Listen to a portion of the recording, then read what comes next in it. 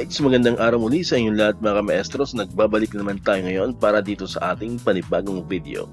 Sa ang video natin ngayon mga ka-maestro ay tungkol dito sa kumakalat na balita na or kumakalat sa social media regarding dito sa holiday ba sa Lunes, March 11, 2024. Pero bago natin alamin ang buong detalye niyan, kung bago ka pa lang dito sa aking YouTube channel, huwag mong kakalimutan na mag-like, mag-comment, mag-share at syempre, i-subscribe mo na rin itong ating YouTube channel, El Maestro Sir Anton Official. Ulitin ko po, paka-search lamang sa inyong mga browser, sa inyong mga Google, ang El Maestro Sir Anton Official at lalabas na po itong ating channel. Pakiclick lamang po ang subscribe button yan kasi libre lang naman po yan.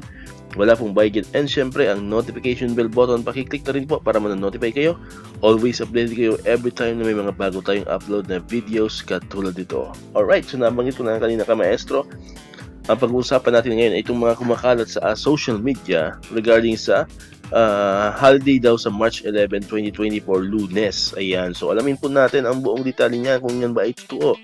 Ayan, so in short, ang kumakalat po na holiday daw sa March or sa March 11, 2024, ito po ay isang fake news. Okay?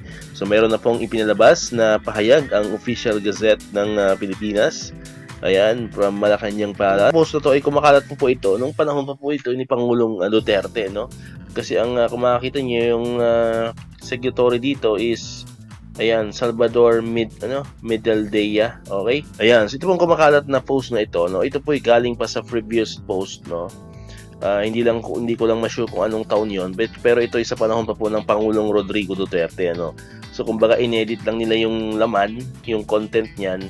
Inedit lang nung nagpakalat ng fake news, pero ito po ay hindi totoo. So as of now, wala naman pong official declaration talaga ang Malacanang na holiday talaga sa March 11, 2024. So kung tatanungin niyo ako, may pasok po tayo, no? May pasok po lahat.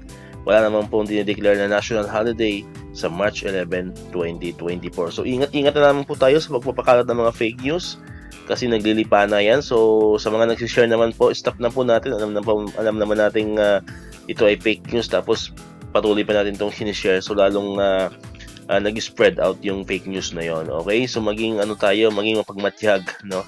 So bago tayo mag-share ng mga information sa social media, make sure na ito ay totoo at legit. Okay? So yan, so muli may pasok tayo lahat sa March 11, 2024 at wala pong official declaration na ito po ay holiday. Okay? So muli, kung ngayon ka pa lang nakapanood ng aking video, sabi ko kanina, paki-subscribe itong ating channel, no? Kasi para manonotify kayo sa mga or maging update kayo sa lahat ng mga videos na ina-upload natin, especially mga teachers benefits, mga news, mga tutorials, and many more. Okay? So muli po, maraming salamat sa inyong panonood at pakikinig. Once again, El Maestro, see you on my next vlog. Bye-bye!